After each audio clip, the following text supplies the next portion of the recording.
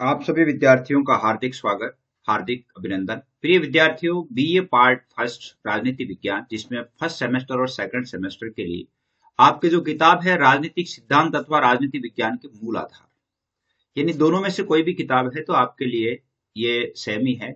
और आपके टॉपिक है व्यवहारवाद, बिहेवियरलिज्म। और ये मोस्ट टॉपिक है, एग्जाम में इनमें से प्रश्न पूछे जाते हैं। व्यवहारवाद और उत्तर व्यवहारवाद दोनों टॉपिक्स में से आपके प्रश्न आते हैं, छोटे भी आते हैं, बड़े भी आते हैं। तो आज हम इसको समझते हैं कि ये व्यवहारवाद क्या है। तो आपके लिए ये जो बुक है, इसके बहुत सारे वीडियोस अपलोड किए गए हैं, मॉडल पेपर भी हैं। इस व्यवहारवाद के 4 वीडियो आपको देखने को मिलेंगे, जिसमें व्यवहारवाद का अभिप्राय और उदय के कारण, व्यवहारवाद का दूसरा भाग, फिर व्यवहारवाद के most question answer, model paper, सारे जो है आपको इनका अध्ययन करना है और अध्ययन करके अपने जो एग्जाम है उसको सरल बनाना है। सबसे पहले अगर व्यवहारवाद की परिभाषा आ जाती है छोटे, तो आप लिखेंगे कि दूसरे महायुद्ध के पश्चात परंपरागत राजनीति विज्ञान के विरोध में एक व्यापक क्रांति आरंभ हुई। यानी जो परंपरागत राजनीति विज्ञान चल रही थी, राजनीति के जो विचार चल रहे थे, उनके विरोध में एक बड़ा परिवर्तन हुआ। और उस परिवर्तन में जिसने सभी समाज विज्ञानों को प्रभावित किया, यानी वो परिवर्तन जिसमें जितने भी विषय हैं, जैसे सामाजिक है, राजनीति है, क्षेत्रीय है, भूगोल है, उन सभी में परिवर्तन हुआ और उसी क्रांति को व्यवहारवाद का नाम दिया जाता है। यानी जो दूसरे महायुद्ध के बाद में जो परिवर्तन हुआ उसी को व्यवहारवाद का नाम दिया जाता है। व्यवहारवाद की अर्थ की बात करें तो व्यवहारवाद या व्यवहारवादी उपागम राजनीतिक तथ्यों की व्याख्या और विश्लेषण का एक विशेष तरीका है। राजनीतिक तथ्य यानी राजनीतिक क्षेत्र में जितने भी क्षेत्र आते हैं उन सभी की व्याख्या करना, व्याख्या करके उनका विश्लेषण करना, जिसे द्वितीय महायुद्ध के बाद अमेरिकी राजवैज्ञानिकों द्वारा विकसित किया गया था। यह उपागम राजविज्ञान के संदर्भ में मुख्यतः अपना ध्यान राजनीतिक व्यवहार पर केंद्रित करता है। यानी राजनीतिक व्यवहार, लोगों का राजनीति के प्रति अर्थात लोगों का जो है देश के प्रति, शासन के प्रति क्या व्यवहार है, लोग क्या चाहते हैं, इस बात का प्रतिपादन करता है कि राजनीतिक गतिविधियों का वैज्ञानिक अध्ययन व्यक्तियों के राजनीतिक व्यवहार के आधार पर किया जा सकता है। यानी हमारे राज्य में किन चीजों की आवश्यकता है, लोगों का मनोविज्ञान क्या कहता है, उनका वैज्ञानिक धरातल पर अध्ययन किया जाए, यथार्थ अध्ययन किया जाए। और व्यवहारवाद अनुभवात्मक और क्रियात्मक है। अनुभवात्मक यानी जैसे इतने जो वर्ष हुए हैं, इन वर्षों में जैसे शुरू से जो राज्य की स्थितियां चल रही है, उन सभी में हमने क्या अनुभव किया है।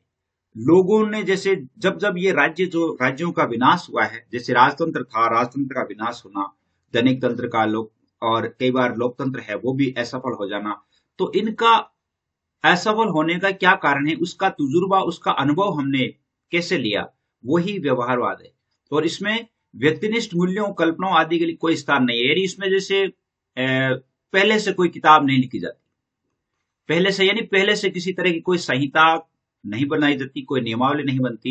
इसमें पहले मनुष्यों के व्यवहार का अध्ययन किया जाता है, उसके आधार पर ही नियम निर्धारित किए जाते हैं। इसलिए इसमें कोई पहले जैसे अपन प्लेटो, कौटिल्य उनको पढ़ते थे, उन्होंने पहले ही किताब लिख दी थी कि इसमें राज्य में ये होना चाहिए, ये होना चाहिए, ये होना चाहिए, वो इसमें स्थान नहीं है। व्यवहारवाद राजविज्ञान को अर्थात राजनीति विज्ञान को राज्य की कानूनी और दार्शनिक सीमाओं में बांधने के लिए तैयार नहीं है। यानी राजनीति विज्ञान को एक दार्शनिक सीमाओं में बांध करके और इसको सीमित नहीं करना चाहता। और व्यवहारवाद का प्रणेता है डेविड ईस्टन है। ये ध्यान रखना, इस यहाँ से पूछा जा सकता है व्यवहारवाद का जो प्रणेता है वो कौन है, डेविड ईस्टन है। और डेविड ईस्टन जो है वो व्यवहारवाद को बताते हैं कि व्यवहारवाद वास्तविक व्यक्ति पर अपना समस्त ध्यान केंद्रित करता है। यानी व्यवहारवाद जो है वर्तमान में यथार्थ में क्या चल रहा है उस यथार्थवाद का समर्थन करता है। व्यवहारवाद के अध्ययन की इकाई मानव का एक ऐसा व्यवहार है जिसका प्रत्येक व्यक्ति द्वारा पर्यवेक्षण, मापन और सत्यापन किया जा सकता है। यानी मानव व्यवहार का अध्ययन करना और मानव व्यवहार के अध्ययन में उसका परीक्षण करना, उसका मापन करना, उसका सत्यापन करना। यानी सभी लोगों में जो समान आवश्यकताएं क्या है, लोगों की समान आकांक्षाएं क्या है, उन सभी का मापन और सत्यापन किया जाता है। उसके बाद राजनीति विज्ञान के अर्थात राज्य की स्थितियां तय की जाती है। सिस्ली के अनुसार अमेरिकी राजवैज्ञानिक व्यवहारवाद के संदर्भ में पर्यवेक्षण योग्य वैज्ञानिक सिद्धांत और उनकी सत्यापन प्रक्रिया दोनों को अपनाने पर जोर देते हैं। वो कहते हैं कि राजनीति विज्ञान का, या हम ये कह सकते हैं कि इस प्रकार के वैज्ञानिक सत्य होने चाहिए जिनका हम सत्यापन कर सके, ताकि प्राकृतिक विज्ञानों की भांति राजविज्ञान एक विज्ञान बन जाए। यानी इसको विज्ञान बनाने के लिए जैसे मान लो एक ये सिद्धांत जो है, जैसे मान लो ये सरकार का कोई सिद्धांत है और सरकार के कुछ जो ऐसे सिद्धांत होते हैं जो सिद्धांत सभी देशों में समान हो सकते हैं, तो इस प्रकार इसको विज्ञान बनाने के लिए जो सिद्धांत सब जगह समान होते हैं वो विज्ञान है। डेविड ट्रूमैन लिखता है कि व्यवहारवाद से अभिप्राय अनुसंधान व्यवस्थित हो, उसका प्रमुख आग्रह अनुभव प्रणालियों के प्रयोग पर होना चाहिए। यानी राजनीति विज्ञान का ये जो डेविड ट्रूमैन है वो ये कहता है कि इसका अनुसंधान है, इसका आविष्कार है, इसका खोज है, वो व्यवस्थित होनी चाहिए, क्रमबद्ध होनी चाहिए और अनुभव के आधार पर होनी चाहिए। बात करते हैं रॉबर्ट ए डेहल के व्यवहारवाद में क्या विचार। रॉबर्ट ए डेहल जो व्यवहारवाद के बारे में क्या लिखते हैं उसके बारे में, तो सबसे पहले लिखते हैं कि यह एक विरोधी आंदोलन है। व्यवहारवाद राजनीति विज्ञान के अंतर्गत परंपरागत राजनीति विज्ञान के विभिन्न उपागमों से असंतुष्ट हुआ और असंतुष्ट होकर उनका विरोध किया और वही आंदोलन व्यवहारवाद कहलाया। ये ऐतिहासिक, दार्शनिक, विवरणात्मक, संस्थात्मक आदि प्रक्रियाओं के विरुद्ध है। यानी ऐतिहासिक, दार्शनिक और विवरणात्मक, संस्थात्मक जो जितनी भी राजनीतिक व्यवस्थाएं थी उन व्यवस्थाओं के विरुद्ध में है, तो विरोधी आंदोलन हो गया। दूसरा है व्यवहारवादी राजवैज्ञानिक ये मानते हैं कि कतिपय नवीन पद्धतियों एवं उपागमों का विकास किया जा सकता है। व्यवहारवादी ये मानते हैं कि जो हम परंपरा में चले आ रहे हैं, पुराने जो नियम है उनको बदला जा सकता है और उनकी सहायता से राजनीति विज्ञान में अनुभविक परिस्थापनाओं और कुछ सीमा तक व्यवस्थित सिद्धांत का विकास संभव किया जा सकता है। यानी जो व्यवहारवाद की नई पद्धतियां हैं, उन नई पद्धतियों के आधार पर नए सिद्धांतों का निर्माण हो और नए सिद्धांतों में हमारे जो मानव व्यवहार है उसको स्थान दिया जाए।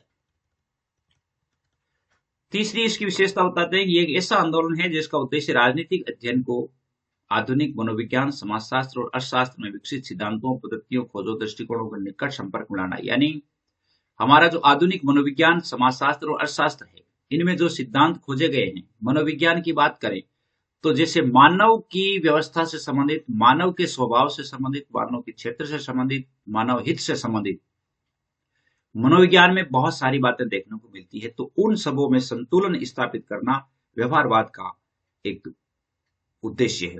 राजनीति विज्ञान के अनुभविक तथ्यों को अधिक वैज्ञानिकता, यानी अनुभविक तथ्यों, यानी जैसे मान लो हमें जो अनुभव प्राप्त हुए हैं उन अनुभवों को अत्यधिक तथ्यात्मक बनाना है। इस आंदोलन का उद्देश्य प्रशासन संबंधी सभी घटनाओं को मनुष्यों के ऐसे व्यवहार के रूप में प्रस्तुत करना है जिसका परीक्षण कर लिया गया हो अथवा परीक्षण किया जाना है। यानी जैसे शासन है, राजा है, उसके द्वारा जो भी गतिविधियां अपनाई जाती है वो मानव हित में कितनी है, मानव हित में कितनी है, मानव व्यवहार में कितना खरा उतरती है, उनका परीक्षण किया जाना है। व्यवहारवाद अनुभविक तत्वों को अधिक वैज्ञानिक बनाने का प्रयत्न है। यह एक ऐसा उपागम है जिसका उद्देश्य राजनीतिक जीवन के अनुभविक पक्ष को विभिन्न प्रणालियों, सिद्धांतों और कसौटियों द्वारा स्पष्ट करना। यानी यूं कह सकते हैं कि राजनीतिक जीवन में एक व्यक्ति जिसने भाग लिया, जीवन में भाग लिया, या एक राजा है या एक राज्य है, उस राज्य में क्या क्या विषमताएं आई, लोगों ने उनका क्या विरोध किया, और जो लोग मूक हैं, अर्थात जो लोग बिल्कुल बात नहीं करते हैं, राजा के सामने मुंह उठा करके या सर उठा करके बात नहीं कर सकते, उन लोगों से भी बात की जाए, उनके अंदरूनी बातों को भी समझा जाए। प्रश्न आ जाता है राजनीति व्यवहारवाद के उदय के क्या कारण रहे हैं। व्यवहारवाद का उदय कैसे हुआ, यहां से प्रश्न आ जाता है, बहुत बार प्रश्न आता है। तो राजनीतिक चिंतन के इतिहास में व्यवहारवादी मान्यताओं के बिखरे सूत्र प्लेटो, अरस्तु, जॉन लॉक, मॉन्टेस्क्यू इनके दर्शन में मिलते हैं, लेकिन एक सिद्धांत के रूप में व्यवहारवाद वर्तमान शताब्दी की उपज है, ये 19वीं शताब्दी की है। व्यवहारवाद के उदय और इसके विकास के कारण जो है निम्न प्रकार से है। नंबर 1 है परंपरागत अध्ययन प्रक्रियाओं के प्रति असंतोष। जो परंपरागत ट्रेडिशनल जो स्टडी सिस्टम था, अध्ययन पद्धतियां थी, उनके प्रति असंतोष हुआ। लोगों ने कहा कि ये ठीक नहीं है। ये राजनीति शास्त्र की अध्ययन पद्धतियों के परिणामों से निराशा हुई।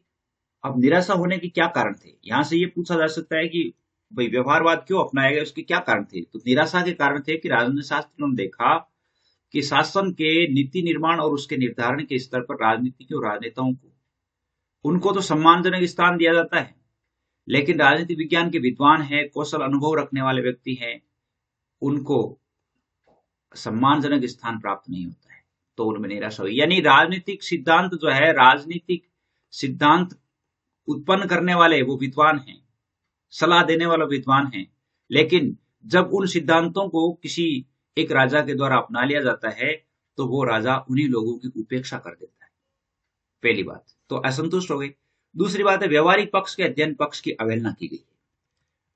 तो राजनीति विज्ञान के जो विद्वान है उन्होंने यह अनुभव किया कि उनके अध्ययन विषय में सैद्धांतिक पक्ष के विवेचन अध्ययन पर बल दिया जा रहा था, जो पर्याप्त विश्वसनीय नहीं हो सकता। यानी जो परंपरागत राजनीति विज्ञान के सिद्धांत थे, परंपरागत, और परंपरागत सिद्धांतों में क्या हुआ कि उनमें जो सैद्धांतिक विवेचनों पर बल दिया जाता था, उन पर थोप दिया जाता था कि ऐसा राज्य होना चाहिए, ऐसे राज्य में ऐसा राजा होना चाहिए, उसकी ये शिक्षा होनी चाहिए, जबकि व्यवहार नहीं देखा जाता।